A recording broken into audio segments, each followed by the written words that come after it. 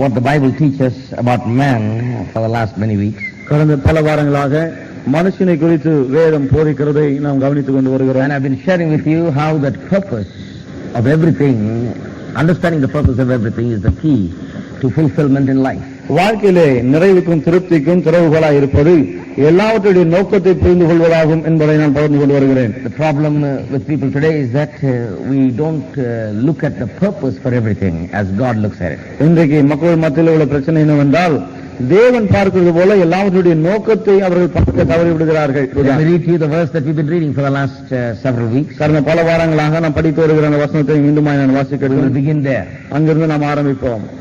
Proverbs 19:21. நீதிமொழிகள் 19:21. There are many plans in a man's heart, nevertheless it is the Lord's purpose that will stand.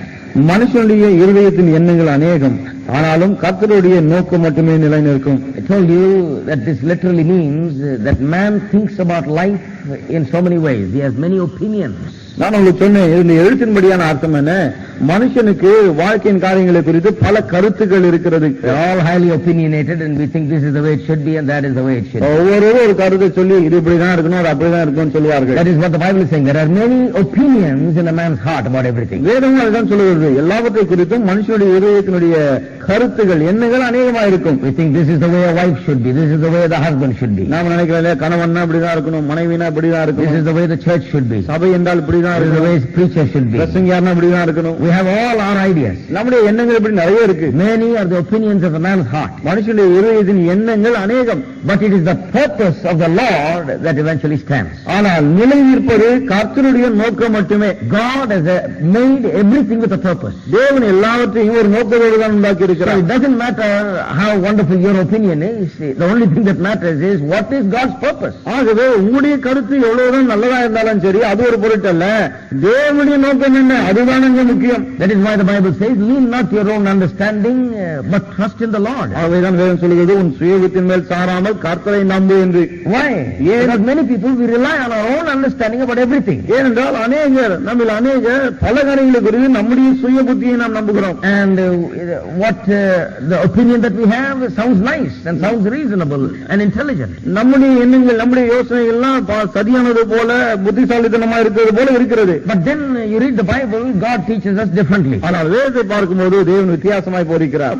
Don't lean on your own understanding. ஆகவே உங்கள் சுய புத்தியின் மேல் சார வேண்டாம். This is how things work in the scheme of God. தேவனுடைய திட்டத்திலே காரியங்கள் எல்லாம் இப்படிதான் வேலை செய்கிறது. Whether we like it or not, that's the way it is. நமக்கு அது பிடிக்கிறதோ இல்லையோ அது அப்படிதான். God gave His Son. தேவன் தன்னுடைய குமாரனை கொடுத்தார். God didn't say, I love the world, so I'm going to just give my son to die on the cross and just go to nothing. நான் உலகத்துல அன்பு கூறுகிறேன், ஆகவே என் குமாரனை கொடுக்க போறார், சிலுவையில போய் மரித்து அப்படியே ஒன்றுமில்லாமல் போகட்டும் கொடுக்கல. No, He gave His Son. கிடையாது, அவர் குமாரனை கொடுத்தார். But inside of His heart there was an expectation. ஆனால் அவருக்கு உள்ளே, அவருடைய இதயத்துக்குள்ளே ஒரு எதிர்பார்ப்பு. Many millions and millions of sons and daughters to be brought to Him. கோடிக்கணக்கான குமாரர் குமாரத்திகள் இவர் மூலமாய் உண்டாவார்கள் என்ற எதிர்பார்ப்பு. That's God's method. இதுதான் தேவனுடைய முறைமை. That is why the Bible says, give and it shall be given. வேதம் சொல்லுது, கொடுங்கள் அப்போது உங்களுக்கு கொடுக்கப்படும். So that's just an example of how wrong we are many times. Even though it sounds noble, our thoughts and opinion sounds noble, it is not according to God's word. ஒரு உதாரணத்தை சொல்லுகிறேன். நம்முடைய எண்ணங்கள், யோசனைகள் எவ்வளவுதான் உயர்ந்ததா மேன்மையானது போல தோன்றினாலும் கூட இதெல்லாம் அதே வார்த்தையின்படி கிடையாது. And we should not be just talking about our high opinions. ஆகவே நம்முடைய மேலான எண்ணங்கள் அதையே பேசிட்டு கூடாது. God says, my thoughts are higher than your thoughts. தேவன் சொல்லுகிறார், என்னுடைய எண்ணங்கள் நினைவுகள் உங்களுடைய நினைவுகளோட உயரமானவைகள். As high as the heavens are above the earth. பூமிக்கு வான எவ்வளவு உயரமா இருக்கோ அவ்வளவு உயரமானவைகள். Whenever you leave your opinions and reach out to understand God's opinion, you even climb higher. And you become even more nobler than what you were. ஆக உங்களுடைய எண்ணங்களை கைவிட்டு விட்டு தேவனுடைய எண்ணங்களை நீங்கள் பற்றிக் கொள்ளும் போது முன்னை விட அதிக மேன்மையான எண்ணங்கள் உங்களுக்கு உண்டாகிறது. So many are the opinions of man's heart, but it is the Lord's purpose that stands. ஆகவே மனுஷனுடைய இருதயத்தின் எண்ணங்கள் அநேகம், ஆனாலும் கர்த்தருடைய நோக்கம் மட்டுமே நிலை நிற்கும். We've been sharing with you some of the unique features of the woman. ஒரு ஸ்திரீயினுடைய, ஒரு பெண்ணினுடைய தனித்தன்மை வாய்ந்த அம்சங்களை நாம் கவனித்து வருகிறோம். Told you that with a purpose God made the male and the female. நான் உங்களுக்கு சொன்னேன், தேவன் ஆணையும் பெண்ணையும் ஒரு நோக்கத்தோடு தான் உண்டாக்கினார். And because He had a purpose, He made them in a certain way. அவருக்கு அந்த நோக்கத்தின் நிமித்தமாக தான் குறிப்பிட்ட அந்த விதத்தில் உண்டாக்கி இருக்கிறார். The design was determined by purpose. அந்த வடிவம் நோக்கத்தின் அடிப்படையில் ஏற்பட்ட ஒன்று. I'm telling you, Genesis 1 we see the creation, but before creation there was purpose. நான் உங்களுக்கு என்ன சொல்லி வருகிறேன்? ஆதியாகமம் 1ஆம் அதிகாரத்திலே சிருஷ்டிப்பை பார்க்கிறோம். ஆனால் சிருஷ்டிப்புக்கு முன்னாலே நோக்கம் காணப்படுகிறது. And I've been sharing with you 6 purposes, six unique features of a woman. ஒரு பெண்ணுடைய 6 தனித்தன்மை வாய்ந்த அம்சங்களை நான் பகிர்ந்து கொண்டு வருகிறேன். Just I showed you already. ஏற்கனவே உங்களுக்கு நான் காண்பித்தேன். Today I want to go to the purposes, God's purposes for a woman. ஆனால் இன்றைக்கு ஒரு பெண்ணுக்கான தேவனுடைய நோக்கம் என்ன அதை நான் சொல்ல விரும்புகிறேன். Let me refresh your mind on the 6 unique features of a woman. ஒரு பெண்ணுடைய 6 தனித்தன்மை வாய்ந்த அம்சங்களை நான் சொல்லட்டும். And I want to add one more to it before I go to the next. அடுத்த காரியத்தை சொல்லும் முன்னர் இன்னும் ஒன்றை அதோடு சேர்க்க விரும்புகிறேன். So let me go from the beginning. ஆகவே நான் ஆரம்பத்திலிருந்து சொல்லட்டும். One, the female has a man inside. முதலாவது பெண்ணுக்குள்ளே ஆண் இருக்கிறான். Because God made man, ஏனால் தேவன் மனுஷனை உண்டாக்கினார். and then made the man in 2 ways, male and female. பிறகு அந்த மனுஷனை ஆண் பெண் என்று உண்டாக்கினார். Man is a spirit. மனுஷன் என்பவன் ஆவியா இருக்கிறான். And he is now made as male and female as 2 different genders. இப்பொழுது அந்த ஆவி மனுஷன் ஆண் பெண் என்று 2 பாலாக உண்டாக்கப்பட்டிருக்கிறான். So the woman also is a spirit. ஆகவே பெண்ணும் ஆவியா இருக்கிறாள். So in many ways she is just like a man on the inside. ஆகவே பல விதங்களிலே ஒரு பெண் உள்ளே ஆணை போலவே இருக்கிறாள். Secondly, I showed you that she is delicate. இரண்டாவது சொன்னா அவ மிகவும் மென்மையானவள் என்று. She is made in a delicate way. அவ மிகவும் மென்மையான விதத்திலே உண்டாக்கப்பட்டிருக்கிறாள். Amen. Amen. That is the meaning of 1 Peter 3:7. 1 பேதுரு 3:7 உடைய அர்த்தம் அதுதான். Not a weaker vessel. பலவீனமான பாண்டம் அல்ல. She is just a delicate person. God has made her in that way. அவள் மிகவும் மென்மையானவள். தேவன் அவளை அப்படிதான் உண்டாக்கி இருக்கிறார். Thirdly, she was taken out of man, therefore her destiny is with man. She has to stay attached to the man, just as the things taken out of the ground has to stay attached to the ground. மூன்றாவது, அவள் மனுஷனிலிருந்து எடுக்கப்பட்டால் ஆகவே அவள் மனுஷனோடு கூட ஆணோடு கூட தான் இணைந்து இருக்க வேண்டும். எப்படி பூமியிலிருந்து எடுக்கப்பட்ட ஒன்று பூமியோடு இணைந்து இருக்க வேண்டும், அதே போல பெண்ணும் இருக்க வேண்டும். You remove the tree from the ground, the tree has no more future. பூமியிலிருந்து மரத்தை பிடுங்கி விட்டால் பிறகு அந்த மரத்துக்கு எதிர்காலமே கிடையாது. Made from the earth, it must stay attached to the earth. அது பூமியிலிருந்து வந்தபடியாலே பூமியிலேயே அது நிலைத்திருக்க வேண்டும். His body was taken from the earth. மனுஷனுடைய சரீரம் பூமியிலிருந்து எடுக்கப்பட்டது. Therefore he must go and work on the earth to make a living. ஆகவே அவன் பிழைக்க வேண்டுமானால் போய் இந்த பூமியிலே தான் அவன் வேலை செய்ய வேண்டும். The woman was taken from the man. ஸ்திரீ ஆணிடத்திலிருந்து எடுக்கப்பட்டால் so she can just live by leaning on the man. ஆகவே ஆணை சார்ந்து அவள் வாழ்ந்து விடலாம். Hello, can I hear an amen? Raman போல் கேட்கலாமா? The man has to go, and if he does not apply himself to the ground and stay attached to the ground and apply himself and work, he becomes poor. இந்த ஆண் போய் பூமியில வேலை செய்து அதோடு இணைந்து அவன் உழைத்து சம்பாதிக்காவிட்டால் அவன் ஏழையாகவே இருப்பான். But the woman, since she was taken out of man, as long as she is with the man, she is fine. ஆனால் பெண் ஆணிடத்திலிருந்து எடுக்கப்பட்டபடினாலே அவனை சார்ந்து இருக்கிற வரையில அவன் நல்லா இருப்பான். These are just examples. ஒரு உதாரணமா சொல்றேன். நான்காவது, she was placed in the garden just as the man was placed in the garden. எப்படி ஆண் தோட்டத்தில் வைக்கப்பட்டானோ அதே போல பெண்ணும் தோட்டத்தில் வைக்கப்பட்டாள். Garden was a place of fellowship with God. அந்த தோட்டம் என்பது தேவனுடைய ஐக்கியம் கொள்ளுகிற இடமாக இருந்தது. In the whole earth there was a specific place called the garden where God's absolute provision was given for man, and God came into the garden and talked with man. முழு பூமியிலே தோட்டம் என்ற ஒரு இடம் இருந்தது. அங்கே தேவன் அவர்களுக்கு எல்லாவற்றையும் ஏற்படுத்தி வைத்திருந்தார். அங்கேதான் அவர்கள் தேவனோடு கூட ஐக்கியம் கொண்டிருந்தார்கள். So the woman, just like the man, has to stay in close fellowship and intimacy with God. ஆகவே ஒரு ஆணை போலவே பெண்ணும் தேவனோடு மிக நெருக்கமான உறவிலும் ஐக்கியத்தில் இருக்க வேண்டும். Fifthly, the woman is God's idea.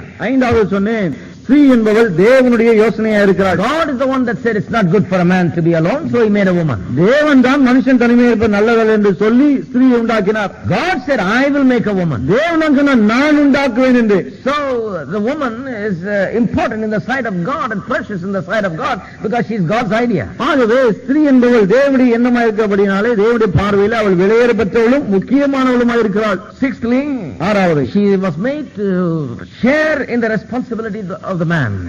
ஆணுடைய பொறுப்புகளிலே பகிர்ந்து கொள்ளும்படியான பொறுப்பு அவளுக்கு உண்டாயிற்று. And that is why she is joined to the man, so that together as a helper both of them together can accomplish God's purposes. ஆகவேதான் மனுஷனுக்கு துணையாக அவள் கொடுக்கப்பட்டால் இப்போது இருவரும் இணைந்து தேவனுடைய நோக்கங்களை நிறைவேற்ற முடியும். Let me add one more to it. அதோட ஒன்றை நான் சேர்த்துக் கொள்கிறேன். The woman is made physically unique.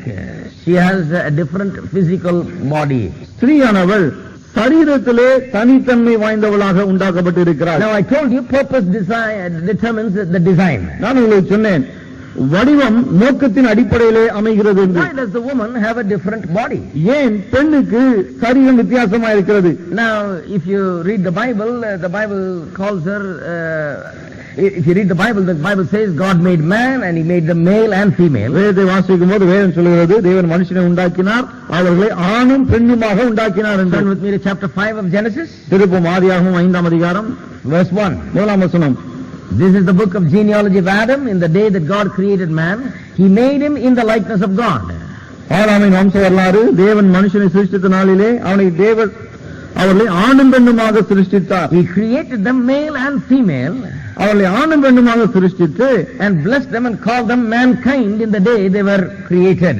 அவர்களை ஆசீர்வதித்து அவர்களை சிருஷ்டித்த நாளிலே அவர்களுக்கு மனுஷர் என்று பெயரிட்டார்.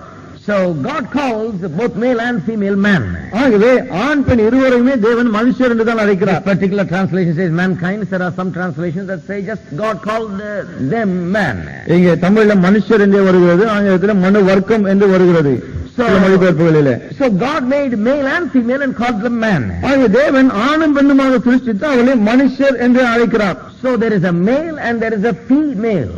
ஆகவே ஆண் பெண் இருபால் இருக்கிறது. In the English language the word female has the male in it and then fe, the fee is added to the male. ஆங்கிலத்திலே female என்று வருகிறது, மேல் என்ற அந்த எழுத்துக்களோடு கூட ரெண்டு எழுத்து சேர்க்கப்படுகிறது fe என்று. The fee comes from the word fetae, which the word that we get fetus from. இந்த ஃபீ என்ற வார்த்தை ஃபிட்டாய் என்ற வார்த்தையிலிருந்து வருகிறது, அந்த வார்த்தையிலிருந்து ஃபீட்டஸ் என்ற வார்த்தை வருகிறது. She was designed specifically to carry the fetus of the human race. மனுவர்க்கத்தினுடைய கருவை சுமக்கும் அந்த குறிப்பிட்ட நோக்கத்தோடு தான் அவள் உண்டாக்கப்பட்டிருக்கிறாள். Therefore her name is female. She is called female. ஆகவே தான் அவளுடைய பெயர் ஃபீமேல் என்று அழைக்கப்படுகிறது. Literally meaning she is a carrier of the fetus of the human race. எழுத்தும்படியான அர்த்தம் என்ன? மனுவர்க்கத்தினுடைய கருவை சுமக்கிறவள்.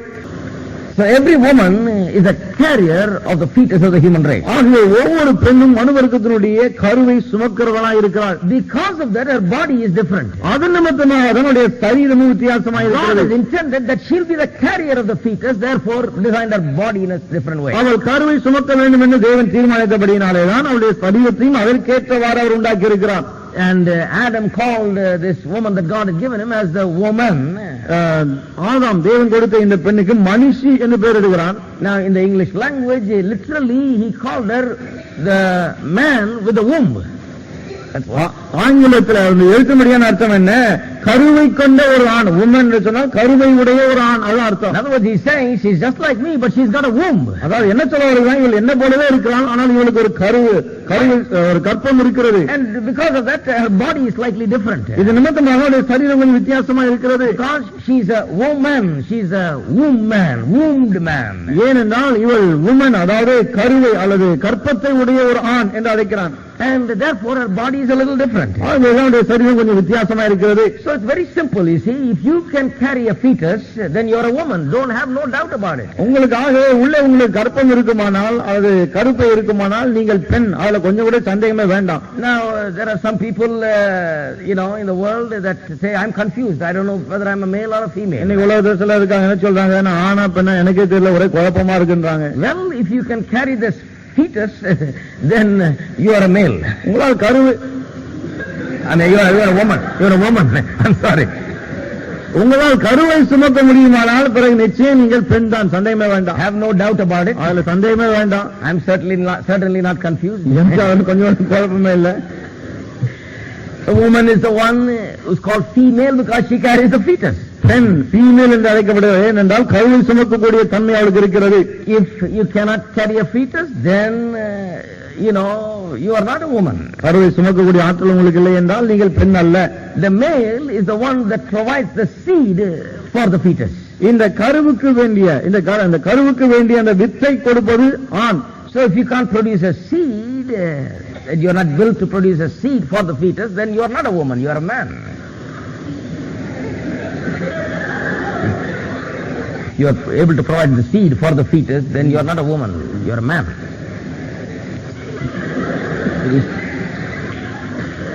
If you are not able to provide the seed for the fetus, then you are not a woman, you are a man.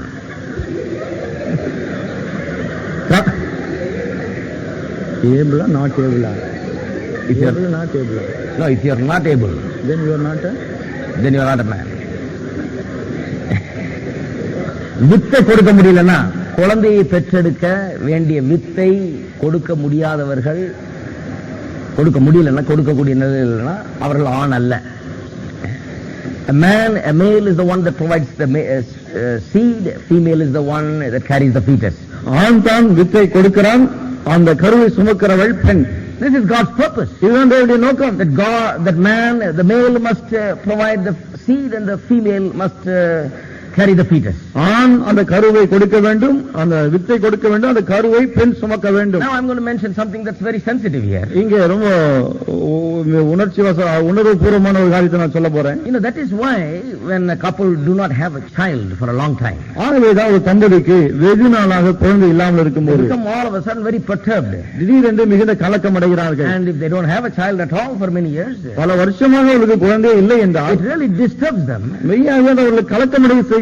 because they see that God has purposed for the woman to carry the fetus and the male to give the seed, but they are not able to produce a child. ஏனென்றால் ஆண் வித்தை கொடுக்க வேண்டும், பெண் அந்த கருவை சுமக்க வேண்டும், இப்படிதான் உண்டாக்கியிருக்க என்று தெரிகிறது. என்றாலும் அவர்களுக்கு குழந்தை இல்லை. And I can understand, and we must understand the problem that is going on in their emotions as they are not able to bear a child. ஆகவே குழந்தை பெற முடியவில்லை என்று அவருடைய உள்ளத்தில் ஏற்படுகிற உணர்ச்சி கொந்தளிப்பை நாம் புரிந்து கொள்ள வேண்டும். That is similar to a problem a person may have when he finds that he is not able to fulfill his purpose in life. இது எப்படி இருக்கு என்று சொன்னால், எப்படி ஒரு மனுஷன் வாழ்க்கையில இந்த நோக்கத்தை நான் நிறைவேற்ற முடியவில்லை என்று தவிக்கிறானோ அப்படிப்பட்ட ஒரு தவிப்பா இருக்கிறது. Now I am purposed by God to be a preacher. நான் தேவனால ஒரு பிரசங்கியாராக இருக்கும்படி If ஏற்படுத்தப்பட்டிருக்கிறேன். I cannot fulfill my job as a preacher, I will never find satisfaction. ஒரு பிரசங்கியாராக என்னுடைய வேலையை நான் நிறைவேற்றாவிட்டால் பிறகு அதுல எனக்கு திருப்தி இருக்காது. There comes a deep dissatisfaction and an emotional dissatisfaction inside. உள்ள மிகப்பெரிய அதிருப்தி, உணர்ச்சியிலே ஒரு மிகப்பெரிய அதிருப்தி உண்டாகிறது. Because God has made me with that purpose. ஏனென்றால் தேவன் அந்த நோக்கத்தோடு தான் என்னை உண்டாக்கி இருக்கிறார். Much more, a male and a female, when they are not able to produce children, they are terribly affected by it, because God has made them for that purpose and yet they are not able to do it. ஆகவே ஒரு ஆணும் பெண்ணும் இப்படி குழந்தையை பெற்றெடுக்கும்படியாகவே தேவனால் உண்டாக்கப்பட்டிருக்கிறபடினாலே அதை பெற முடியாமல் போகும்போது மிகப்பெரிய ஏமாற்றம் உண்டாகிறது. One of the key to the understanding the differences in the body of a male and female is that the female is to carry the fetus and the male is to provide the seed. ஆணுக்கும் பெண்ணுக்கும் சரீரத்தில் ஏன் வித்தியாசம் இருக்கிறது என்பதை அறிந்து கொள்ள வேண்டுமானால் திறவுகோலாக இருப்பது இதுதான். பெண் கருவை சுமக்க வேண்டியவள், ஆண் அந்த வித்தை கொடுக்க வேண்டியவன். So when that is not happening, when they are not able to produce a child, there is a problem. ஆகவே அது நடைபெறாமல் போகும்போது, குழந்தையை பெற முடியாமல் போகும்போது அங்கே பிரச்சனை ஏற்படுகிறது. And in the fallen world, that is one of the problems we have. விழுந்து போன உலகத்திலே நமக்கு இருக்கிற பல பிரச்சனைகள் ஒன்று அது. One of the features of this cursedness of this world is that sometimes there is a great difficulty in bearing a child. இந்த சபிக்கப்பட்ட உலகத்தினுடைய ஒரு தன்மை என்ன? சில சமயத்திலே குழந்தையை பெற்றெடுப்பதே பெரும் போராட்டமா இருக்கு. All sickness, pain and death are all part of that. பலவிதமான வியாதிகள், வேதனை, மரணம் இதெல்லாம் இதுல ஒரு பகுதி. Part of the curse. சாபத்தின் ஒரு பகுதி. And when a person is not able to bear a child, whether a man is not able to give a child or whether a woman is not able to conceive, it becomes a terrible tragedy. ஆகவே ஒரு ஆணால் குழந்தை கொடுக்க முடியாமல் போகும்போதோ அல்லது ஒரு பெண் அந்த கருவை சுமக்க முடியாமல் போகும்போதோ அது பெரும் பிரச்சனை ஆகிறது. And our God, thank God, is a God who opens the womb. ஆனால் கர்த்தருக்கு ஸ்தோத்திரம், நம்முடைய தேவன் மக்களுடைய கற்பங்களை திறக்கிற தேவன். It is always wonderful for me to see people having children when they have not had a child for many years. பல வருஷமாய் பிள்ளை இல்லாதவர்கள் பிள்ளைகளை பெற்றெடுத்து வரும்போது அதை பார்க்கவே ரொம்ப அற்புதமா இருக்கு. Last week someone came to me after the end of the service. கடந்த வாரம் ஆராதனை முடிந்த பிறகு ஒருத்தர் வந்தாங்க என்கிட்ட. They came from Tinnavelly. திருநெல்வேலியிலிருந்து அவர் வந்தார்கள். Said 1.5 years ago I think they came here when I was preaching on God is good on Sunday morning. அவர் சொன்னார்கள், ஞாயிறு காலையிலே நீங்க கர்த்தர் நல்லவர் என்பது குறித்து போதிக்கும் போது 1.5 வருஷத்துக்கு முன்னாடி நாங்க இங்க வந்தோம். Their relatives come to church here. அவருடைய உறவினர்கள் இங்க சபைக்கு வருகிறார்கள். They said we came and sat here and heard that God is good. அது சொன்னாங்க, நாங்க இங்க வந்து உட்கார்ந்தோம், கர்த்தர் நல்லவர் என்ற போதனையை கேட்டோம். And so we went home knowing that God will help us in this matter. வீட்டுக்கு சென்றோம், இந்த விஷயத்திலே கர்த்தர் எங்களுக்கு உதவி செய்வார் என்று விசுவாசித்தோம். We have been married and did not have a child for 9 years. ஏனென்றால் திருமணமாகி 9 வருஷம் எங்களுக்கு குழந்தை இல்லை என்றார்கள். And they said we went home and lo and behold we conceived. சொன்னாங்க, வீட்டுக்கு போனோம், ஆச்சரியமா கற்பம் தரித்தோம். And child was born. குழந்தையும் பிறந்தது. born prematurely, in 6.5 months, children were born, twins were born. அவங்க ரெட்டை குழந்தைகள், அதுவும் 6.5 மாசத்திலே பிறந்துருச்சு. Boy and a girl. ஒரு பையன் ஒரு பெண். Now when it happens, it really happens. இது நடக்கும்போது ரொம்ப பெருசாவே நடந்தது பாருங்க. There was a problem. 6.5 months, the children were born. அதுல ஒரு பிரச்சனை என்ன, 6.5 மாசத்திலே பிறந்து விட்டது. Everybody said, no, these children, will not make it. எல்லாம் சொன்னாங்க இந்த பிள்ளைங்க பிழைக்காதுன்னு. But now the children have made it, and they are about 6 months old, and they brought the children here. அந்த பிள்ளைகள் நன்றாக ஆரோக்கியமா இருக்கு, 6 மாசம் ஆயிடுச்சு, கொண்டு வந்திருந்தார்கள். You should see the joy and the happiness and the sense of satisfaction and fulfillment in that couple. அந்த பெற்றோருடைய முகத்துல அந்த சந்தோஷம், அந்த ஒரு மன நிறைவு, திருப்தி, இதெல்லாம் பார்க்கணுமே.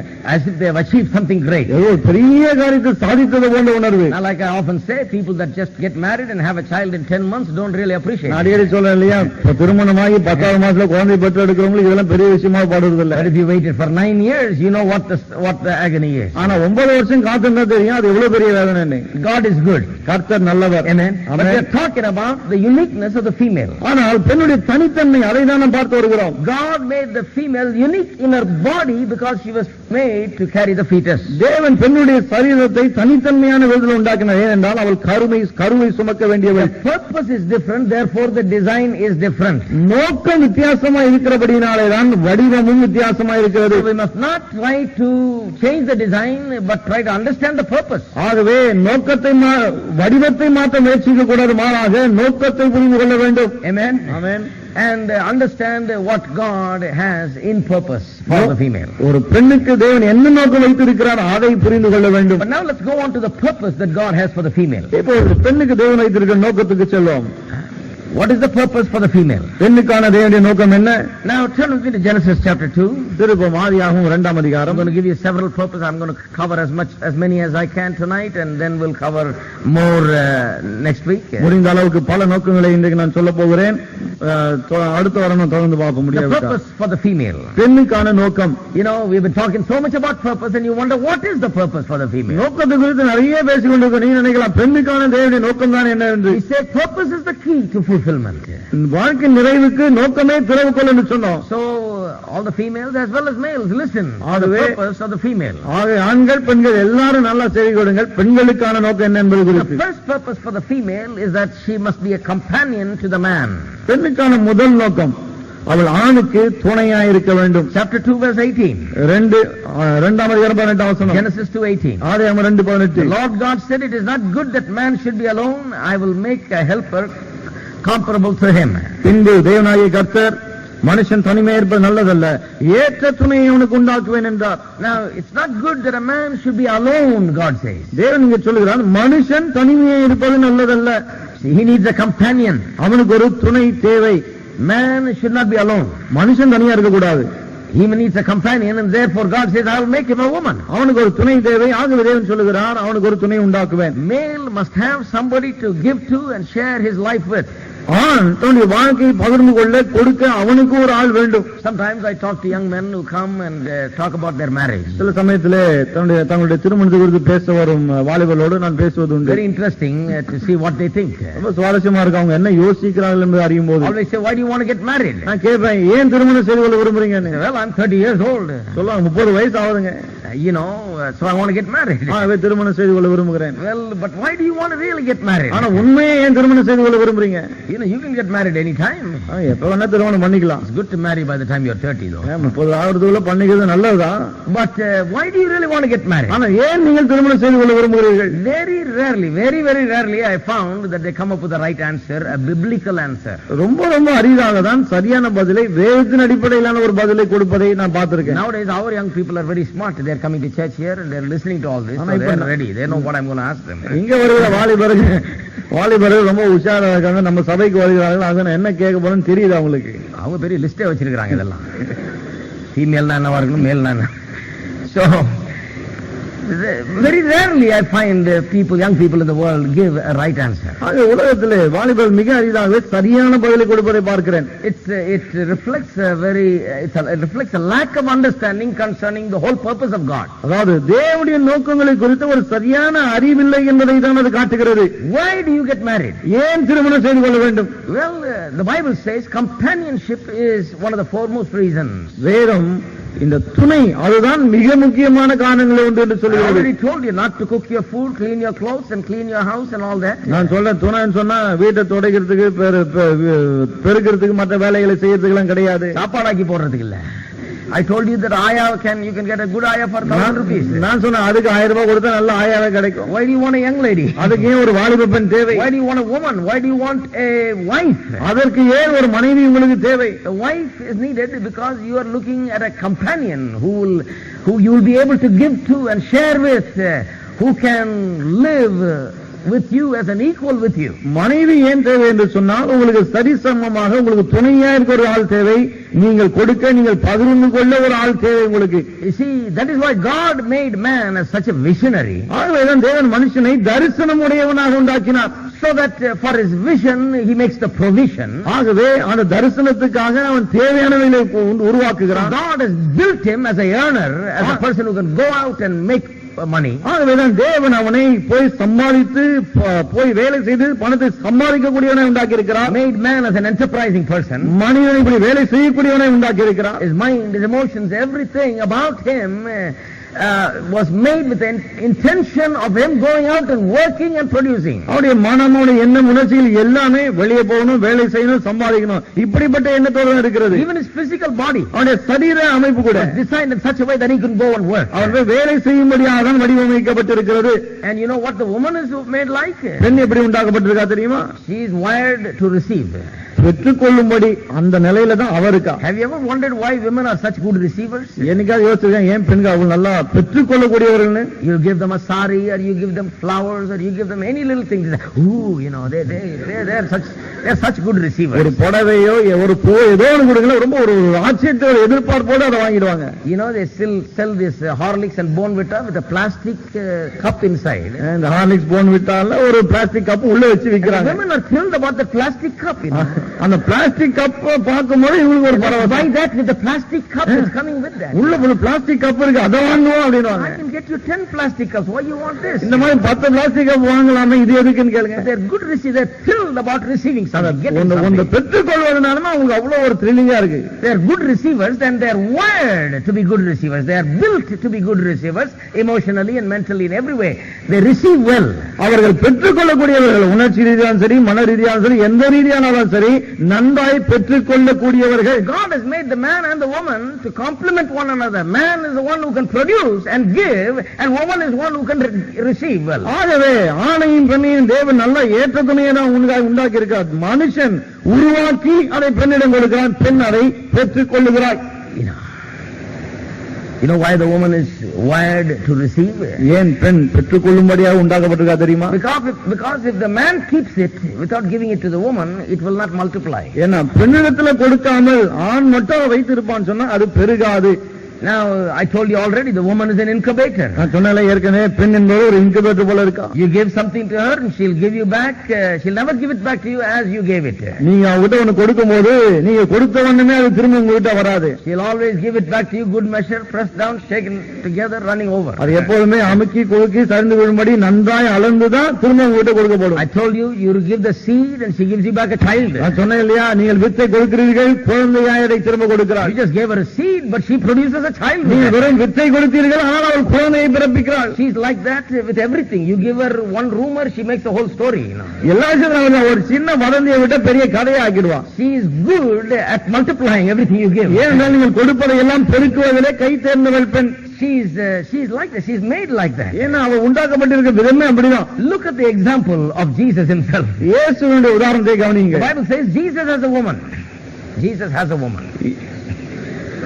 இயேசுவுக்கு ஒரு is doing. சபை என்ன செய்கிறது தெரியுமா? The church, like a good woman, is taking the seed and multiplying into millions and millions and millions of believers, and one day they're going to present back to Christ in millions what he gave. சபையானதான வித்தை பெற்றுக்கொண்டு இன்னைக்கு கோடான கோடி விசுவாசிகளை பெருக்கிக் கொண்டே இருக்கிறது. நாள் ஒன்று வரும், அப்பொழுது அந்த விற்றை பெற்ற சபையானது கோடிக்கணக்கான விசுவாசிகளை அவருக்கு திரும்ப தரும். That is why Jesus is described as the bridegroom and the church as the bride. ஆகவேதான் இயேசு மணவாளன் என்றும் சபையானது மணவாட்டி என்றும் அழைக்கப்படுகிறது. So Jesus is very smart. He knew how to get more. ஆகவே இயேசு மிகவும் புத்திசாலி, அவருக்கு திரும்ப அதிகம் எப்படி பெறுவதுன்னு தெரியும். So he gave it to a woman. ஆகவே ஒரு பெண்ணிடம் கொடுத்துட்டார். He knew that the church as a woman will produce and multiply it more and more. அவர் தெரியும் இந்த மணவாட்டியாகிய சபை அதை இன்னும் அதிகமாய் பெருக்கி திரும்ப தரும் என்று. So the woman is made to be a companion. ஆகவே பெண் துணையா இருக்கும்படி உண்டாக்கப்பட்டிருக்கிறாள். She is made to be a companion so that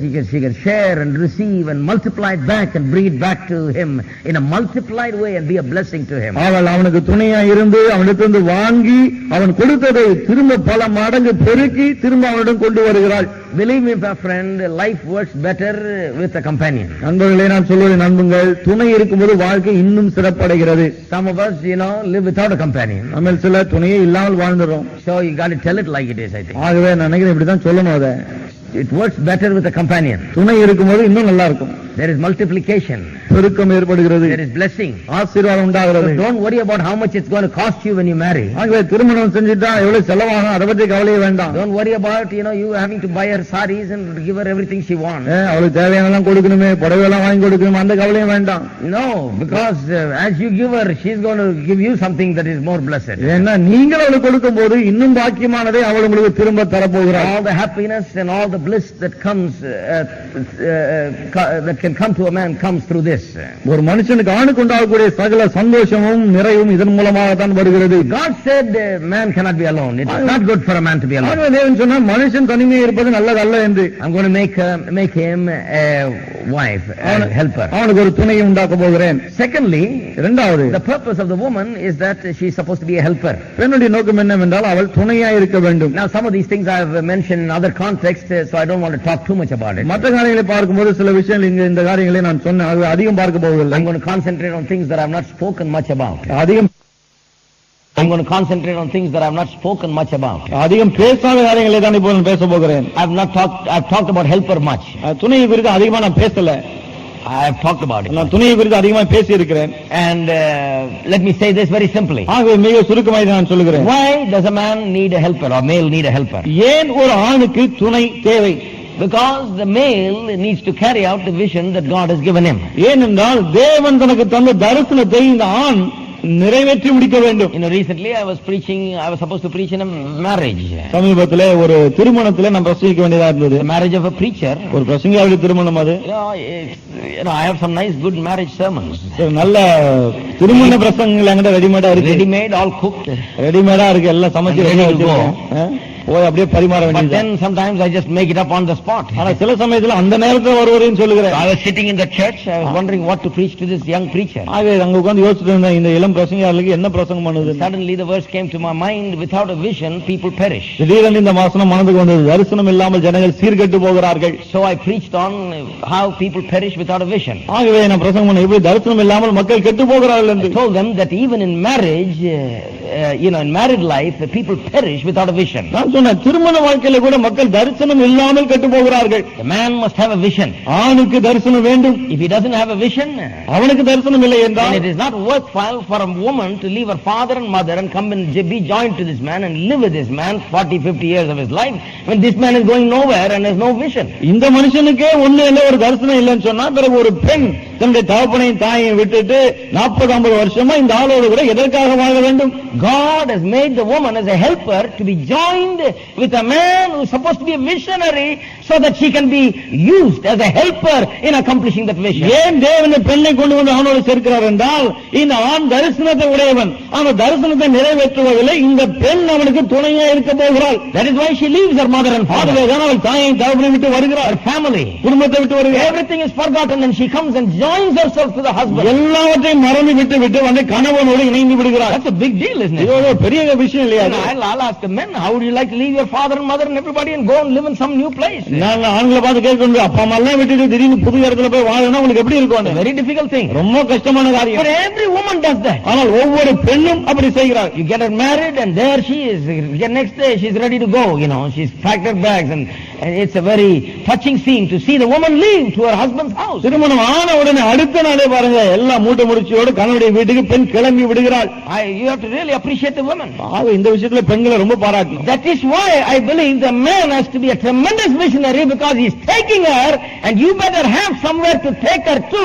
Otherwise, all her talents and gifts and the purpose of being a helper is wasted if she comes and lives with you and you are not going anywhere. ஆகவே ஒரு ஆண் தரிசனத்தை உடையவனா இருக்கணும். அவனுக்கு மட்டும் தரிசனம் இல்லைன்னு சொன்னா எல்லாவற்றையும் விட்டு விட்டு உங்களோடு கூட இவள் வாழ வந்திருக்கிறாளே, இவளை அழைத்துக் கொண்டு நீங்கள் எங்கே போக முடியும்? நீங்கள் அடைய எந்த லக்குமே இருக்காது. So every husband needs to be a person who gives a sense of pursuit, an accomplishment of that pursuit to the woman. ஆகவே ஒவ்வொரு கணவன் தன் மனைவிக்கு இந்த லக்கை நோக்கி நாம் செல்லுகிறோம், அதை நாம் அடைய வேண்டும் என்ற அந்த உணர்வை கொடுக்க வேண்டும். You know, when you give the purpose to the woman and give a vision to the woman and ask her to be a helper in that vision, to accomplish that vision, you will have very little problem with that woman. ஸ்திரீக்கு உங்களுடைய தரிசனத்தை உங்களுடைய நோக்கத்தை நீங்கள் வெளிப்படுத்தி விட்டு இதை நிறைவேற்ற துணையா இருன்னு சொன்னா போதும், பிறகு ஒரு பிரச்சனையும் வராதுங்க. They are made to be helpers. ஏன்னா துணையா இருக்கும்போது தான் உண்டாக்கப்பட்டிருக்காங்க. Excited when they are joined in and enlisted as a helper and made to work with you. ஒரு துணையை நீங்கள் அவளை சேர்த்துக் கொண்டு உங்களோடு கூட உறுதுணையை வைத்துக் கொள்ளும் போது அதுல அவளுக்கு மிகப்பெரிய மகிழ்ச்சி. They are bored when you have nothing to do and nowhere to go and you have no purpose, no vision, and you are not headed anywhere. You are just then it's boring.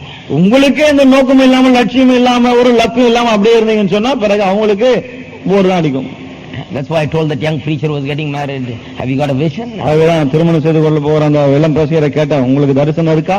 God has a vision for your life. உங்கள் வாழ்க்கைக்கு தேவன் ஒரு தரிசனத்தை வைத்திருக்கிறார். Have you வைத்திருக்கிறார். caught the vision? உங்களுக்கு அந்த தரிசனம் இருக்கா? If you caught the vision, அந்த தரிசனத்தை நீங்கள் பெற்றிருந்தால் there is a sense in getting married and having this woman leave everything and come with you. பிறகு Because you are headed somewhere very important. அந்த தரிசனம் உங்களுக்கு இருக்கிறதுனால ஒரு லக்கை நோக்கி நீங்க செல்லுகிறதுனால நீங்கள் அது நிமித்தம் அந்த பெண்ணை திருமணம் செய்து கொண்டு அப்பா அம்மா எல்லாம் விட்டு வருவதில் ஒரு அர்த்தம் இருக்கு அப்படின்னு.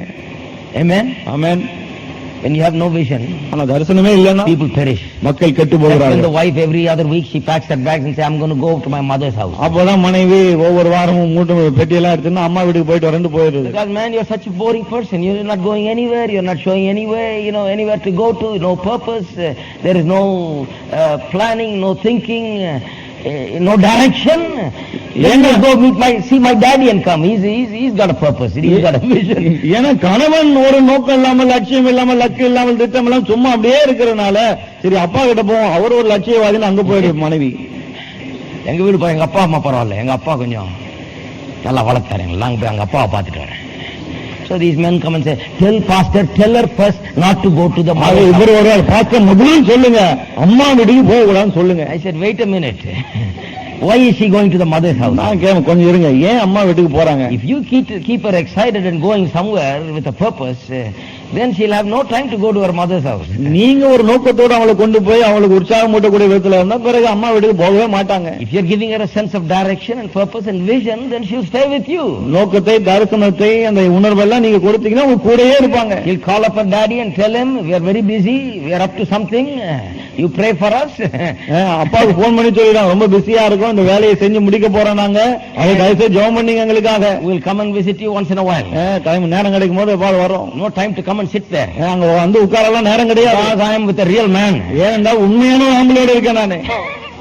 He is going somewhere. ஏன்னா எங்கே போகிறார்? He is with a purpose. இவர் ஒரு நோக்கத்தோடு இருக்கிறார். He's got a vision. இவருக்கு தரிசனம் இருக்கிறது. I have no time to fool around. நேரத்தை வீணடிக்கலாம் நேரம் இல்ல. I have no time for any other thing. வேற எதற்கு நேரம் இல்லை. No distraction can be there. அவசரம் இருக்க முடியாது. Because I am a helper in a project and without me he can't do it. ஏன்னா இந்த மாபெரும் திட்டத்திலே நான் துணையா இருக்கிறேன், என்ன இல்லாம இவரால் இது செய்ய முடியாது. So I am joined with him. அவரோடு இணைந்திருக்கிறேன். Together we are going to see to it that we accomplish. ரெண்டு பேரும் சேர்ந்து இந்த காரியத்தை முடிக்க போகிறோம். So understand that a woman is a wonderful helper and you better have something for her to help with. Otherwise you are going to lose her. ஆக இதை புரிந்து கொள்ளுங்கள், மனைவியான பெண்ணானவள் துணையா இருக்கிறாள், ஆகவே அவள் துணையா இருக்கிற அளவுக்கு நீங்க ஏதாவது செய்யுங்க, இல்லாவிட்டால் அவளை இழந்து விடுவீர்கள். Loser means it's not that she's not going to be a wife anymore. Some wives are sitting at home but the husband has lost her. மனைவி இல்லாம போயிடுவான்னு கிடையாது, மனைவி போயிடுவான்னு அர்த்தம் இல்ல, வீட்லயே இருப்பானா ஒண்ணும் இருக்காது. She's just sitting there. சும்மா இருப்பாங்க அவங்க, அவ்வளவுதான். And here is the man coming there. I gave you the rent, didn't I? The man coming around saying, I gave you the rent, didn't I? இவரும் சொல்லாத வாடகை கொடுத்தல நானே அப்படின்னு. I gave you enough for the food, didn't I? சாப்பாடு கொஞ்சம் எல்லாம் கொடுத்தேன் இல்லையா? What more do you want me to do? இன்னும் நான் என்ன செய்யணும்னு நினைக்கிறேன்? See, that's the utter foolishness. இப்படி இருந்தா It's not enough to just give the rent and the food, money for food. It is important to give a vision, a purpose, and a pursuit of that purpose. வாடகைக்கு பணமும் சாப்பாட்டுக்கு பணம் கொடுத்தால் மட்டும் போதாது, ஒரு தரிசனத்தை நோக்கத்தை கொடுக்க வேண்டும், அதை தொடர்ந்து செல்லும்படியான ஒரு உணர்வையும் கொடுக்க வேண்டும். Amen. Amen. I say that because some men think they're great heroes because they paid the rent and paid the money for the food. ஏன் சொல்லனா, சில ஆம்பளைங்க சாப்பாடு செலவு காசு கொடுத்துறேன், வாடகை காசு கொடுத்துறேன், ஆகவே தாங்க பெரிய ஹீரோ மாதிரி நினைச்சுக்கிறாங்க. What more do you want? இதோட என்ன வேணும்? She is not just made to sit and live under a shelter. அவ சும்மா அப்படியே ஒரு கூரை கீழே உட்கார்ந்து வாழும்படிக்கு உண்டாக்கப்படவில்லை. She is a helper. அவள் துணையா இருக்கிறாள். There's something seriously wrong with our thinking. அப்படின்னா நம்முடைய எண்ணங்கள் ஏதோ பெரிய பிரச்சனை பாருங்க. நம்ம என்ன சொல்றோம், அடுப்பங்கரையில கிடக்கட்டும் பிரதர், அவளுக்கு அங்கதான் கடவுள் இடம் வச்சிருக்கிறாரு. No, that's not her place. அதெல்லாம் அவளுடைய இடம். That is side by side she is doing that. அது கூட மாட அது செய்யறாங்க, அவ்வளவுதான் ஒழிய அதுதான் பெரிய மேஜர் வேலை. சமைக்கிறத வேலை உங்களுக்கு. Cooking is not the major job. சமைக்கிறது ஒரு பெரிய வேலையே கிடையாது. Her job is to be your helper. உங்களுக்கு துணையா இருப்பதே அவளுடைய வேலை. Certainly you are not cooking for her to be a helper in your cooking. நிச்சயமா நீங்க சமையல் பண்ணல, உங்க சமையலுக்கு அவ துணையா இருக்கிறதுக்கு. She is. The Bible doesn't say it's not good for a man to be alone because he doesn't know how to make his chicken curry. I'm going to make him a helper who will make it for him. மனுஷன் தனிமையா இருப்ப நல்லதில்லை, ஏன்னா chicken கறி எப்படி செய்யணும் தெரியாது, அதுக்கு ஒரு துணையை நான் கொடுக்கிறேன் நாடு சொல்லல. No, that's what your granddaddy says. உங்க தாத்தா சொன்னது அது. தம்பி கல்யாணம் பண்ணிக்கப்பா, ஆக்கி போடுவா. That's people say that, you see. அது மக்கள் சொல்வது. Bible says ஆனா வேதம் சொல்லுது it's good for a man to be alone. மனுஷன் தனிமையா இருப்பது நல்லதல்ல. I will make her a help. நான் உனக்கு ஒரு துணையை தருவேன். I will make him a helper. அவனுக்கு ஒரு துணையை உண்டாக்குவேன். Because he has to accomplish a purpose. ஏனென்றால் ஒரு நோக்கத்தை அவன் நிறைவேற்றி முடிக்க வேண்டும். So her job is not in the kitchen. அவளுடைய வேலை அடுப்பங்கரையில் அல்ல. You know, kitchen has to be attended to. Kitchen வேலையெல்லாம் செய்தாகணும். But the thing is, that's not her job. உண்மை என்ன, அதெல்லாம் அவளுடைய வேலை. She was given to you to be a helper. உங்களுக்கு துணையை இருக்கும்படிதான் அவள் கொடுக்கப்பட்டாள். Amen. Amen. So you got to have something to help with. ஆகவே உதவி செய்யணும்னா அதுக்கு ஏதாவது இருக்கணும். So I tell all young men who want to get married, have something great going for her to help with. ஆகவே திருமணம் செய்து கொள்ள விரும்பும் வாலிபர்கள் என்ன சொல்றேன்னா, ஒரு பெரிய லட்சியத்தை வைத்திருங்கள், அதுக்கு துணையா பெண்ணை தேடுங்கள். இவ்வளவு பெரிய வேலை இருக்குங்க, ஒரு கல்யாணம் பண்ணா ஹெல்ப்பா இருக்கும் அப்படி சொல்லுங்க. Then only you are aiming at the right thing. அப்போதான் சரியான ஒரு நோக்கத்தோடு நீங்கள் செயல்படுகிறீர்கள். Amen. Amen. Have you got it? இருக்காது. Let's hear an amen. ஒரு ஆமென் கேட்கலாமா? It's not very difficult to keep a woman satisfied. ஒரு பெண்ணை திருப்தியா வைத்திருப்பது ரொம்ப கஷ்டமான காரியமே கிடையாது. Very simple. ரொம்ப simple. She is made as a helper. As long as she is helping in something very exciting, she is very satisfied. துணையா இருக்கும்படி உண்டாக்கப்பட்டால், ஆகவே ஒரு வேலை கொடுத்து அந்த வேலையில துணையா இருக்கும்படி அவளை வச்சிருந்தாலே போதும், ரொம்ப திருப்தியா உற்சாகமா இருப்பான். No problem. பிரச்சனையே கிடையாது. Very little problem will be there. அங்க கொஞ்சம் பிரச்சனை ரொம்ப கம்மியா தான் இருக்கும். All right, 3. சரி, மூன்றாவது. The third purpose for the woman. பெண்ணுக்கான மூன்றாவது நோக்கம். She is made to be adaptable, and I've talked about this also much. நான் சொன்னேன், அவள் பொருந்தக்கூடியவளா இருக்கிறாள். இதை குறித்து நம்ம நிறைய பார்த்து ஏற்கனவே. Let me just mention one or two things that I have not mentioned. ஆகவே இதுவரை சொல்லாத ஒன்று ரெண்டு காரியங்களை சொல்லி விடுகிறேன். You see, again, she is able to adapt herself to new situations. புதிய சூழ்நிலைகளுக்கு தன்னை பொருத்திக் கொள்ளக்கூடியவளாய் அவள் இருக்கிறாள். Quickly. வெரி சீக்கிரத்தில். அது கூட. That's why she can just pack her bags and go to the father-in-law's house and live there. ஆகவேதான் உடனடியா பெட்டி படிக்கலாம் எடுத்துட்டு மாமனார் வீட்டுக்கு போய் வாழ முடிகிறது. Just like that. சும்மா அப்படியே. I remember when my father took myself and my brother and put us in a hostel in Thoothukudi. என்ன ஞாபகம், எங்க அப்பா என்னையும் என்னுடைய சகோதரியும் தூத்துக்குடியில ஒரு ஹாஸ்டல்ல கொண்டு போய் போட்டார். That will study better there. அங்க நல்லா படிப்போன்னு யோசிச்சு கொண்டு போனார். And we were put in that hostel. அந்த ஹாஸ்டல்ல படிக்க தங்க வைத்தார். I stayed there one night. ஒரே ராத்திரி தான் இருந்தாங்க. Next day I ran away from there. அடுத்த நாளே அங்க ஓடிட்டேன். Took the train and ran away. ட்ரெயினை பிடிச்சு ஓடியே போயிட்டேன். Hostel life is not for me. Hostel வாழ்க்கை எனக்கானதல்ல. Now I think how young women, just 18 years old, barely get married and pack their bags and go, sometimes in difficult circumstances, go and live there. They are made to be adaptable, very easily adaptable. ஆனா பாருங்க, நான் யோசிக்கிறேன், 18-19 வயது பெண்கள் புது சூழ்நிலை, அந்த இடத்துக்கு இவர்கள் போய் பொருந்தக்கூடியவர்களா, மிகவும் சுலபமாய் பொருந்தக்கூடியவர்களா மாறிடுறாங்க. Sometimes difficult father-in-laws and mother-in-law. சில சமயத்துல மாமியார் மாமனாரும் ரொம்ப ரொம்ப கொடுமையான ஆட்களா இருப்பாங்க. அப்படி சொல்லாது, கொஞ்சம் ஒரு மாதிரி ஆட்களா இருப்பாங்க. ஒண்ணுன்னா 9 சொல்லக்கூடாது. கொஞ்சம் கஷ்டமான ஆசாமிகளா இருப்பாங்க சில நேரத்துல. சில நேரத்துல ஹஸ்பண்ட் கஷ்டமான ஆசாமியா இருக்கிறாரு, சில நேரத்துல இந்த பொண்ணே கஷ்டமான ஆசாமியா இருக்கும். There's a lot of difficulties involved. இதுல நிறைய கஷ்டங்கள் இருக்கு. And you got to appreciate them able to do that, being able to do that. ஆக இப்படிப்பட்ட சூழல்ல அவங்க அப்படி பண்றாங்களா, அதை பாராட்ட வேண்டும். The only reason she is able to do that is that she is made as adaptable, easily adaptable person. அவள் அப்படி செய்வதற்கு ஒரே காரணம் என்னன்னு சொன்னா, அவள் சுலபமாக இப்படி பொருந்தக்கூடியவளாய் அந்த விதத்துல உண்டாக்கப்பட்டிருக்காள். It goes for anything, everything she adapts very well. இது வந்து எல்லா விஷயத்திலும் பொருந்தும், எல்லா விஷயத்திலும் அவள் சுலபமாய் பொருந்தக்கூடியவள். That is why every con man is able to cheat women in the world. ஆகவேதான் பாருங்க, ஏமாத்துற ஆளுங்க எல்லாம் பெண்களிடத்துல போய் ஏமாத்துறாங்க. Even in spiritual things, women are more adaptable. ஆவிக்குரிய விஷயங்கள்ல கூட பெண்கள் மிகவும் சுலபமாய் பொருந்தக்கூடியவர்கள். They go to church, சபைக்கு போகிறார்கள், and they are all ooh about it, they like it so much, so I'm going to come to this church and glory to God, சபைக்கு போன உடனே எல்லாம் பிடிச்ச உடனே இந்த சபைக்கு தான் நான் போவேன், ரொம்ப நல்லா இருக்கு, கர்த்தருக்கு ஸ்தோத்திரம் அப்படி இப்படின்றாங்க. Just so out of their, they flip out. அந்த அளவுக்கு அப்படியே ரொம்ப உற்சாகம் அவங்களுக்கு. They just quickly feel themselves at home, quickly they get in and quickly they just accommodate themselves. வெகு சீக்கிரத்துல அந்த சபையோட ஒன்றி போயிடுறாங்க, சபையோட போய் அப்படியே பொருந்தி விடுகிறார்கள். But the man is like this. ஆனா ஆம்பளை எப்படின்னா, he comes with the same woman, அதே பெண்ணோட தான் இவரும் வருவார். He's all excited, அந்த மாதிரி அவ்வளவு உற்சாகம், and he is just looking like this. ஆனா இவர் அப்படியே பார்த்துட்டு இருப்பாரு. Let's check this church out. இந்த சபை எப்படி நம்ம கொஞ்சம் கவனிப்போம். See how this place is. இந்த இடம் எப்படி இருக்குன்னு பார்க்கலாம். There any wrong doctrines there? இங்க தப்பான போதனைகள் ஏதாவது இருக்கா? What kind of a preacher is he? இந்த பிரசங்கியார் எப்படிப்பட்ட ஒரு ஆள்? What kind of church is this? இந்த சபை எப்படிப்பட்ட சபை? He's checking everything out, but the wife is already, she's telling everybody, this is the church I'm going to go. இவர் எல்லாத்தையும் அப்படியே செக் பண்ணிட்டு இருக்காரு, ஆனா மனைவி ஏற்கனவே இந்த சபை தாங்க அப்படினு அவங்க எல்லாத்தையும் சொல்லிட்டு இருக்காங்க. Why she gets along so fine like that? ஏன் அவ்வளவு சீக்கிரம் அப்படி ஆயிடுறாங்க தெரியுமா? She's just more adaptable. She's just made like that. ஏன்னா சுலபமாய் பொருந்தக்கூடியவள் அப்படிதான் உண்டாக்கப்பட்டிருக்கிறாள். That is why it is very dangerous to open yourselves to any and every environment, for a woman to open herself to any and every environment, because you just all of a sudden just join yourself to that environment so quickly. ஆகவே தான் ஒரு பெண் எல்லா சூழ்நிலைக்கும் தன்னை பொருந்தக்கூடியவளாய் திறந்து விட கூடாது. ஏன்னா திடீரென்று ஒரு சூழ்நிலை வரலாம், நீங்க போய் உங்களை அறியாமல் அதுல பொருந்திக் கொள்ள கூடிய ஒரு நிலையான சூழ்நிலையில கூட டக்குன்னு சில நேரத்துல கொஞ்சம் யோசிக்காம அப்படியே பொருந்தி போயிடுவாங்க. The danger is there. அந்த ஆபத்தும் இருக்கிறது. There was an advertisement I saw in another country. இன்னொரு தேசத்துல ஒரு விளம்பரத்தை நான் பார்த்தேன். A woman sitting in a some kind of an official surrounding in a office table, it looks like. ஒரு அலுவலகத்துல அந்த மேஜை எல்லாம் இருக்கு, அந்த அப்படி ஒரு அலுவலக சூழ்நிலையில ஒரு பெண் உட்கார்ந்து இருக்கா. Having a long slim cigarette in her mouth. வாயில மெல்லிசான சிகரெட் cigarette advertisement. அது ஒரு சிகரெட் அட்வர்டைஸ்மென்ட் விளம்பரம். And on top of that it says we've come a long way baby. அது போட்டுருக்கு, நம்ம ஒரு நீண்ட தூரம் வந்து விட்டோம் பேபி அப்படி. You know what the message is? அந்த செய்தி என்ன சொல்ல வருது தெரியுமா? You guys, you men think that you are the only ones that can just go around smoking and puffing cigarettes. ஆண்களே நம்ம தான் சிகரெட் பிடிக்கிறார்கள், நம்ம தான் புகைவிடுறார்கள் நீங்க நினைச்சிட்டு இருக்கீங்க. But look where we have come, how far we have come. ஆனா நாங்க எவ்வளவு தூரம் வந்திருக்கோம் கொஞ்சம் கவனிங்க. They are also smoking it. நாங்களே இப்ப சிகரெட் பிடிக்கிறோம். See how easily she can adapt to that. பாருங்க எவ்வளவு சுலபமா பொருந்த முடியுது பாருங்க பெண்ணால. She looks at something and she wants to get into that, and she can get into that quickly, even wrong things. ஒரு காரியத்தை பார்க்கறோம், தவறான காரியமா இருந்தாலும் கூட அவள் சுலபமாய் பொருந்தக்கூடிய ஒரு நிலையில அவள் இருக்கிறாள்.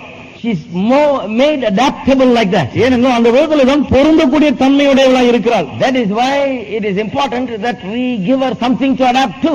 ஆகவே தான் அவள் பொருந்தக்கூடிய ஏதோ ஒன்றை நாம் தருவது மிக முக்கியம். A mission and a vision and a purpose. ஒரு வேலை அல்லது ஒரு தரிசனம், ஒரு நோக்கம், எதையாவது நாம் தர வேண்டும். Something to aim at. ஒரு லட்சியத்தை அடையக்கூடிய ஒன்றை. Then she will fit into that and accomplish her job. அப்படி இருக்கும்போது அதிலே அவள் சரியாய் பொருந்தி அவளுடைய வேலையை அவள் செய்து முடிப்பாள். Amen. Amen. 4. நான்காவது. Now this is something interesting. I have not covered this one. இது ரொம்ப சுவாரஸ்யமான ஒன்று. I have not even mentioned anything about this before. இதை குறித்து நான் எதையும் இதுவரை சொன்னதே கிடையாது. The other things, adaptability and helper and all that, in something else, in some other context we have talked about. துணியா இருக்கால், பொருந்தக்கூடியவளா இருக்கா, இதெல்லாம் வேறு மற்ற காரியங்களை பற்றி பேசும்போது நான் சொன்னேன். But as a purpose you must note it down. ஆனால் நோக்கத்தை குறித்து கவனிக்கும் போது இதை நாம் கவனிக்க வேண்டும். First purpose is companionship. ஆகவே முதலாவது நோக்கம் துணை. Second is being a helper. இரண்டாவது to be a helper. ஒரு துணையா இருப்பது. And thirdly, to be adaptable. மூன்றாவது பொருந்தக்கூடியவள். Fourthly, she is made to be the object of love. நான்காவதாக object of man's love.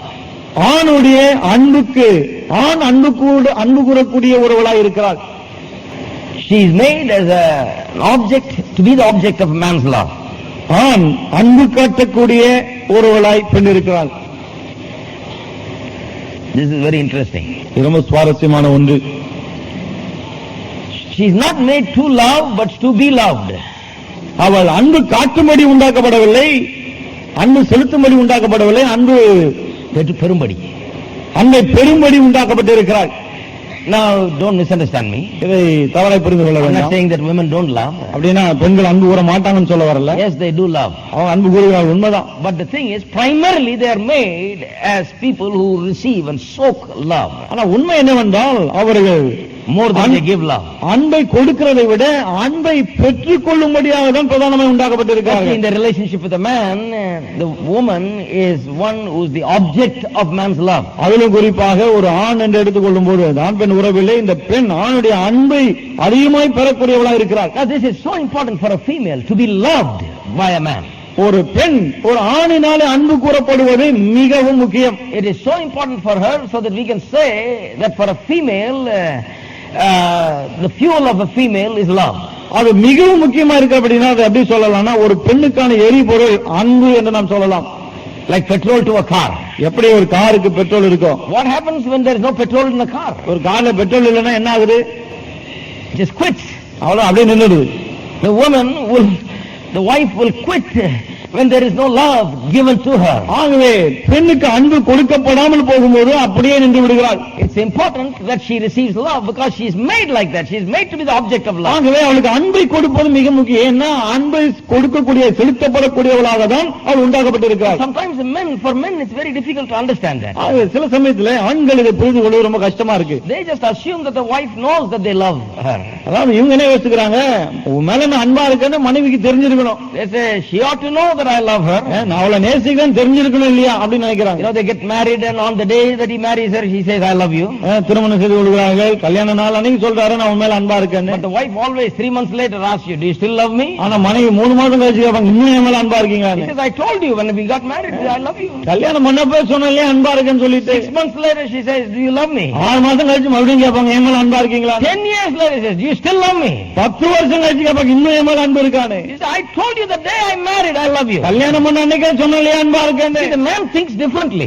ஆண் வித்தியாசமா The சிந்திக்கிறான். man says well I told her I love her and I love her. ஆண் என்ன What does she want? She wants me to tell her every day that I ஆண் love என்ன her. நினைக்கிறான், அன்பா இருக்கேன்னு சொல்லிட்டேன் நீ என்ன திரும்ப திரும்ப சொல்லணுமா அன்பா இருக்கேன்னு?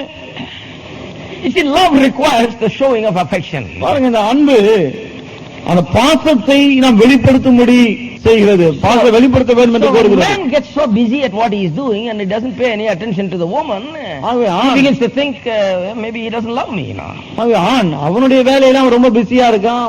ஆகவே இவன் மேல கவனம் செலுத்த முடியல. ஆகவே மனைவி நினைக்கிறான் இவருக்கு என் மேல அன்பே கிடையாது. One time I met a man who was shining his car. ஒரு முறை தன்னுடைய காரை நல்லா பாலிஷ் போட்டு ஒரு ஆளை I பார்த்தேன். mean for 2-3 hours he's shining it. 2-3 மணி நேரம் நல்லா பளபளன்னு தேய்ச்சிட்டு இருக்காரு. Up and down, top to bottom he's shining it. முன்ன பின்ன மேல கீழ எல்லாம் தேய்ச்சிட்டு இருக்காரு. And his wife says, see pastor, he's just shining his car but he doesn't talk to me. மனைவி சொல்றாங்க, பாஸ்டர் பாருங்க காரை பளபளன்னு தேய்க்கிறாரு ஆனா என்ன அவரு கண்டுக்கிறதே இல்ல. காரை தேய்க்கிறது நிறுத்திட்டு கொஞ்சம் he's paying so much attention to this thing, this car, you see. இந்த கார் மேல அவ்வளவு கவனம். He's a man, you see, he thinks differently. பாருங்க அவர் ஒரு ஆம்பளை ஆண். ஆக வித்தியாசமா யோசிக்கிறாரு. He has gone out and earned some money and bought this new car and he wants to, keep it really shining because he's going out somewhere this evening. வெளியே போய் காசு சம்பாதிச்சு காரை வாங்கி இருக்காரு. ஆக அன்னைக்கு எங்க வெளியே போகணும் போல காரை நல்லா தேய்ச்சிட்டு இருக்காரு. Of course he's going to take his wife but he wants the car to shine. கூட மனைவியும் கூட்டிட்டு போறாரு ஆனா கார் பளபளன்னு இருக்கணும் அவருக்கு. What if your car is shining with happiness, with gloss and with wax and your wife is not shining, car நல்லா polish தான் போட்டு நல்லா பளபளன்னு இருந்து மனைவி பளபளன்னு இருந்தா இன்னும் எப்படி இருக்கும்? மனைவி பளபளன்னு இல்லனா இதெல்லாம் டிரான்ஸ்லேட் பண்றது ரொம்ப கஷ்டம். காரு பளபளன்னு ஷைனிங்கா இருந்து மனைவி ஷைனிங்கா இல்லனா, சந்தோஷமா இல்லனா, கார் நல்லா ஓஹோன்னு வருது ஆனா மனைவி ஷைனிங்கா இல்லனா, something is missing. அங்க ஏதோ ஒண்ணு இல்லைன்னு அர்த்தம். Sometimes I think you can ride in a car that's not so clean and not so shining. யோசிக்கிறது உண்டு, ஒருவேளை கார் பளபளன்னு அவ்வளவு சுத்தமா இல்லைனா கூட அதையாவது ஓட்டிட்டு போயிடலாம். But with a wife not shining so much, it's very difficult to live. ஆனா மனைவி சந்தோஷமா இல்லைன்னா அவளோடு வாழ்வது ரொம்ப கஷ்டம்.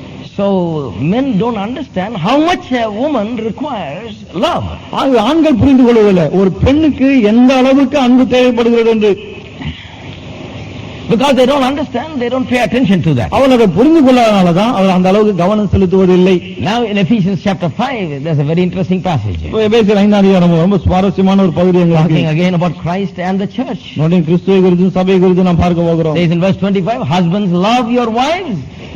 25 சொல்லுவது புருஷர்களே உங்கள் மனைவிகளில் அன்பு கூறுங்கள். Oh, there is so much in that one little line. அந்த ஒரு வரியில நிறைய விஷயம் இருக்கு. Husbands love your wives. புருஷர்களே உங்கள் மனைவிகளில் அன்பு கூறுங்கள். The word love here comes from the word agape. இந்த அன்பு என்ற இந்த வார்த்தை அகாப்பே என்ற வார்த்தையிலிருந்து வருகிறது. What is agape? அகாப்பே என்றால் என்ன? Agape is divine love. Agape என்பது தெய்வீக அன்பு. You see, there are many kinds of love in this world. இந்த உலகத்தில் அன்பிலே பல வகைகள் இருக்கிறது. There is a love between friends. நண்பர்கள் இடையேயான அன்பு. See, I know this brother for quite some time. இந்த சகோதரன் எனக்கு கொஞ்சம் நாளா தெரியும். I love him. நான் அவரை அன்பு கூறுகிறேன். He loves me. அவரை என்னில் அன்பு கூறுகிறார். And there is a friendship between us. எங்களிடையே ஒரு நட்பு இருக்கிறது. That is one kind of love in the world. இது உலகத்தில் இருக்க ஒரு வகையான அன்பு. Then I have a family, my brothers and sisters, my mother, father, and everybody are there. எனக்கு குடும்பம் என்று ஒரு என்ற தாய், தகப்பன், சகோதரர்கள், சகோதரிகள் இப்படி எல்லாம் இருக்காங்க. So I love them and they love me. அவர்களை அன்பு கூறுகிறேன், அவர்களும் அன்பு கூறுகிறார்கள். அது குடும்ப அன்பு. There is a friendly love and there is a family love. ஆகவே நண்பர்களோடு அன்பு, குடும்பத்தோடு அன்பு. And then there is marital love. பிறகு திருமண அன்பு ஒன்று இருக்கிறது. Where you love your wife in a different way. உங்களுடைய மனைவி அன்பு கூறுகிறீர்கள், அது வித்தியாசமான அன்பு. So in the Greek language there was different words for each of these kinds of love. ஆகவே கிரேக்க மொழியில இந்த ஒவ்வொரு அன்புக்கும் ஒவ்வொரு வார்த்தை இருந்தது. The friendly love was called phileo. அந்த நண்பர்களுக்கிடையான அன்பு phileo என்று அழைக்கப்படுகிறது. The family love was called storge. இந்த குடும்ப அங்கத்தின் மத்தியில் இருக்க அந்த அன்பு storge என்று அழைக்கப்படுகிறது. And the love between husband and wife is called eros. பிறகு கணவன் மனைவி இடையே இருக்கக்கூடிய அந்த அன்பு ஈராஸ் என்று அழைக்கப்படுகிறது. Jesus came into this world. இயேசு இந்த உலகத்தில் வந்தபோது he demonstrated a different kind of love. அவர் வித்தியாசமான ஒரு அன்பை வெளிப்படுத்தி காண்பித்தார். That's the love it's talking about here. அந்த அன்பை குறித்து தான் இங்கே பேசுகிறது. Husbands love your wives just as Christ loved the church. புருஷர்களே உங்கள் மனைவியில் அன்பு கூறுங்கள் அப்படியே கிறிஸ்து சபையில் அன்பு கூர்ந்தார். In other words, love as Christ loved. அதாவது என்ன சொல்கிறார்? கிறிஸ்து அன்பு கூர்ந்தது போல அன்பு கூறுங்கள். When Christ came and showed love to the world, கிறிஸ்துவானவர் இந்த உலகத்தில் வந்து இந்த உலகத்துக்கு அன்பை காண்பித்த போது the world was astonished. இந்த உலகம் அதை கண்டு வியந்தது. Because they could not fit his kind of love with any of these three categories. They could not fit it in friendly love, family love, or the eros love. இயேசு வெளிப்படுத்தின அந்த அன்பை இந்த நண்பர்கள் மத்தியில் இருக்க அந்த அன்பு, குடும்பத்தின் மத்தியில் இருக்க அந்த அன்பு, கணவன் மனைவிக்கு இடையே இருக்க அந்த அன்பு, இந்த மூன்று அன்பிலும் பொருத்த முடியாமல் இருந்தது. The Greeks had only three words. கிரேக்கர்களுக்கு மூன்று வார்த்தைகள் மட்டுமே இருந்தது. Well, this is not a friendly love because this love is better than a love that you see in a friend. இது நண்பர்களுக்கு இடையேயான அந்த அன்பை போன்றதில்லை. ஏன்னா இது அதை விட சிறந்த அன்பா இருக்கு. Friends love one another because the other friend also loves. That's why this friend loves. நண்பர்கள் ஒருத்தர் நேசிக்கிறாங்க. ஏன்னா அவனும் நேசிக்கிறான், இவனும் நேசிக்கிறான். But Jesus loves the unlovable. ஆனால் இயேசுவோ அன்பு காட்ட முடியாதவர்களே அன்பு காட்டுகிறார். Unworthy people are loved. மிகவும் தகுதியற்றவர்களே அன்பு காட்டுகிறார். This love doesn't fit there. ஆக இந்த அன்பு அதுக்கு பொருந்தாது. This love doesn't fit the category of family love. குடும்ப அன்பிற்கு அதிலும் இது பொருந்தாது. Because who is he? He's not part of our family. ஏன்னா இவர் யார்? இவர் நம்முடைய குடும்பத்தின் ஒரு பங்காளர், நம்முடைய சகோதரராக, our flesh, நம்முடைய மாம்சமாய் இவர். But yet he is ready to give his life for us. என்றாலும் நமக்காக நம்முடைய ஜீவனையை கொடுக்க ஆயத்தமாக இருக்கிறார். It's a different kind of love. ஆகவே இது வித்தியாசமான அன்பு. The kind of love that he demonstrated did not fit any of the three different words that was available in the Greek language. இயேசு காண்பித்த இந்த விதமான அன்பு அந்த கிரேக்க மொழியில் இருந்த எந்த ஒரு அன்பின் வார்த்தையிலும் அது பொருந்தவே இல்லை. They had to come up with a fourth word for love just to describe the love they saw in Jesus. ஆகவே இயேசுவிலே அவர்கள் கண்ட அந்த அன்பை விவரிக்கும்படியாக இன்னொரு வார்த்தையை அவர்கள் கொண்டு வர வேண்டியதாயிற்று. That's the word agape. அந்த வார்த்தை தான் agape. What does agape mean? agape என்றால் என்ன? Agape means divine love. agape என்றால் தெய்வீக அன்பு. This must be the love they said with which God loves us. அவர் சொன்னார்கள் இந்த விதமான அன்பினாலே தான் தேவன் நம்மை அன்பு கூறுகிறார். This love is so divine. இந்த அன்பு மிகவும் தெய்வீகமானது. Loves the unworthy, loves the unlovable. தகுதியற்றவளை அன்பு காட்ட முடியாதவளை அன்பு காட்டுகிறது. This is the love from heaven. இந்த அன்பு பரலோகத்திலிருந்து வந்த அன்பு. This is God's love. இது தெய்வீக அன்பு. So when the Bible talks about about husbands loving the wife, ஆகவே புருஷர்களே மனைவியில் அன்பு கூறுங்கள் என்று வேதம் சொல்லும்போது it's talking not just about just the husband loving his wife in the worldly terms. It's talking about him loving her in a divine way, like Christ loved the church. உலகப்பிரகாரமாக ஏதோ கணவன் மனைவியில் அன்பு கூற வேண்டும் என்று அப்படி சொல்லாமல் கிறிஸ்து சபையில் அன்பு கூர்ந்தாரே அந்த தெய்வீகமான அன்பு, அந்த விதத்திலே அன்பு கூறுங்கள் என்று சொல்லுகிறது. One characteristic of that love is this. அந்த அன்பினுடைய ஒரு தன்மை குணாதிசயம் என்னன்னா, That love loves first. அந்த அன்பு முதலாவது அன்பு கூறுகிறது. So there should be no question in a marriage between husband and wife about who must love first. ஆகவே திருமண உறவிலே கணவன் மனைவியிடையே யார் முதலாவது அன்பு கூற வேண்டும் அந்த கேள்விக்கு இடமே இல்லை. He first loved us. அவர் முதலாவது மனைவி அன்பு கூற வேண்டும். Some husbands say, my wife doesn't love me, brother. சில கணவன் சொல்றாங்க, என் மனைவிக்கு என் மேல அன்பே இல்ல brother. She will only love me, everything will be all right. அவன் மாத்திரம் இல்ல அன்பு கூற எல்லாம் சரியாயிடும். My question is, do you love her? என்னுடைய கேள்வி என்னன்னா, நீங்க அன்பா இருக்கீங்களா? Don't tell her to love you first, you love her first. நீ அன்பு காட்டுன்னு சொல்ல வேண்டாம், நீங்க முதலாவது அன்பு காட்டுங்க. Because the Bible says, love your wife. ஏன்னா வேதம் சொல்லுது மனைவியில் அன்பு கூறுங்கள். You initiate it. நீங்கள் ஆரம்பிங்க. Because you are the one that is supposed to love like Christ loved. ஏன்னா நீங்கள் தான் கிறிஸ்து அன்பு கூறுவது போல அன்பு கூற வேண்டியவர். This agape love is the initiating love. It loves first. இந்த அகாப்பே அன்பு எப்படி இருந்தா அதுதான் முதலாவது ஆரம்பித்து அன்பு கூறுகிறது. Why does God want the husband to love with this agape love, initiating love? ஏன் தேவன் இந்த அகாப்பே அன்பு முதலாவது அன்பு கூறுகிற இந்த அன்பினால் அன்பு கூற விரும்புகிறார்? Because he is the maker, he knows the design. ஏன்னா அவர் தான் உருவாக்கினவர், அந்த வடிவம் அவருக்கு தான். He knows exactly how the wife is made. மனைவி எப்படி உண்டாக்கப்பட்டதுன்னு அவருக்கு தான் தெரியும். She is good receiver of love. She is the object of love. That is why the husband must love first. அவள் அன்பு கூறப்பட வேண்டியவள், அன்பை பெற்றுக் கொள்ளக்கூடியவள். ஆகவேதான் கணவன் முதலாவது அன்பு கூறணும். Can she love? அவள் அன்பு கூற முடியுமா? Yes, she can love. அவள் அன்பு கூற முடியும். There is another passage Paul says, wives love your husband. இன்னொரு இடத்துல பவுல் சொல்றார், மனைவிகளே உங்கள் புருஷனை அன்பு கூறுங்கள். That word is different, and that is not initiating love, it's a responsive love, a love that responds to love. அந்த அன்பு வித்தியாசமானது. அது முதலாவது அன்பு கூறுகிற அன்பல்ல. முதலாவது அன்பு கூறும்போது அது பதியுத்தரமாய் அன்பு கூறுகிறது. So when you begin to love, you begin to get love back. ஆகவே நீங்கள் அன்பு கூறும்போது அந்த அன்பை திரும்ப பெறுகிறீர்கள். Good measure pressed down, shaken together, running over. அணுக்கி குலுக்கி சரிந்து விழும்படி நன்றாய் அளந்து அன்பு கூறப்படுகிறீர்கள். But it has to start with the man. ஆனால் அது கணவன் ஆரம்பித்து வைக்க வேண்டும். Because the woman is made like that. ஏனென்றால் பெண் அப்படிதான் உண்டாக்கப்பட்டிருக்கிறாள். She is made as the object of love. அவள் அன்பு கூறப்பட வேண்டியவளாக உண்டாக்கப்பட்டிருக்கிறாள். Man is made to be the initiator of love. ஆண் அன்பு கூற வேண்டியவனாய், முதலாவது அன்பை காண்பிக்க வேண்டியவனாய் இருக்கிறான். Amen. Amen. I think that's a whole lot for one day. இன்னைக்கு ஒரு நாளுக்கு ரொம்ப அதிகம். Let's all stand up together. நம்ம எல்லாரும் எழுந்திருப்போம். We'll come back next week and we'll continue that. அடுத்த வாரம் வருவோம், நாம் தொடருவோம். Amen. Amen. Well, are you all happy this evening? இந்த மாலை எல்லாம் சந்தோஷமா இருக்கீங்களா? God's purposes are so great. தேவனுடைய நோக்கங்கள் மகா பெரியவைகள்.